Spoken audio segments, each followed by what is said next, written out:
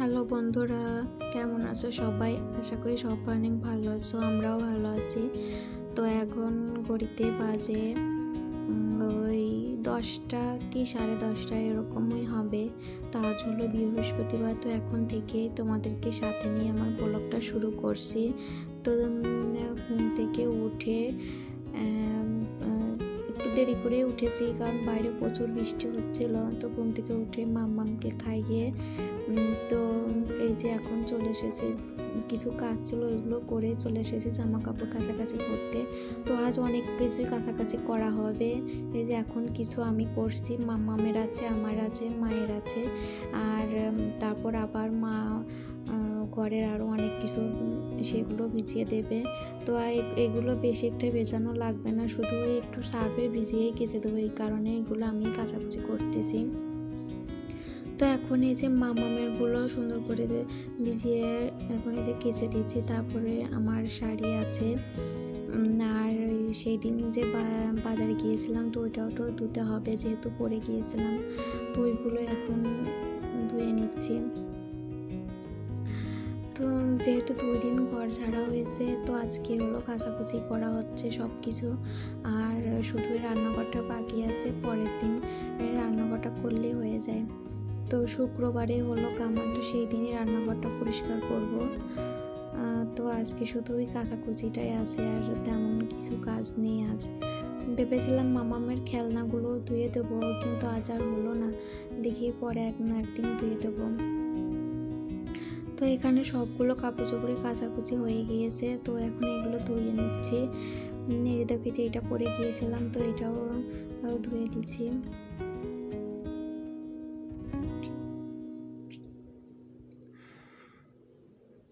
তারপরে যে এগুলো এখন মেলে দেব, এগুলো মেলে দিয়ে তারপরে খাওয়া দাওয়া করব।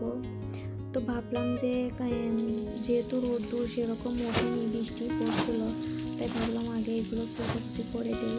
তো এই যে দেখো, মা ওইদিকে ভিজিয়ে নিয়েছে, তো এইদিকে মা কেচে দিচ্ছিল, আর আমি ওইগুলো আর কি ধুয়ে আবার আর মেলে দেবো। তো এই যে দেখো কত কাপড় চোপড় আজকে ধোয়া হয়েছে।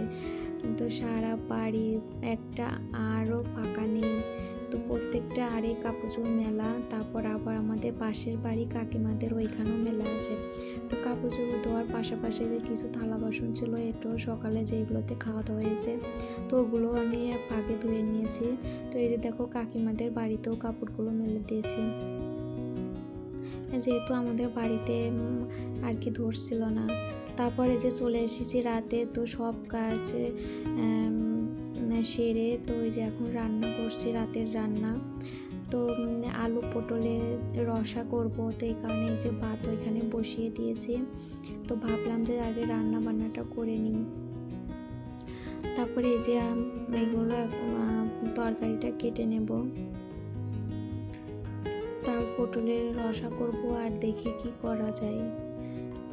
ভাবছিলাম যে পটলের যে খোসাগুলো, তো এটাই বাটা করব। এটা বাটা খেতে ভীষণই ভালো লাগে। তো এটার মধ্যে রসুন দিলে আরও ভালো লাগে, যেহেতু আমাদের এখন রসুন খাওয়া যাবে না, নিরামিষ। তো এই কারণে রসুনটা দেবো না, শুধু কালি জিরা ফোড়নে দিয়ে খোসাগুলো একটু ভাজা করে তারপরে হলো বেটে নেব শিলপাটায়। মিক্সি যেহেতু নেই, সেহেতু আমাদের শিলপাটাতেই বাটতে হয়, তো শিলপাটাতেই বেটে নেব। তো এই যে দেখো তরকারিটাও কেটে তারপরে যে মশলাটাও বেটে নিয়েছি।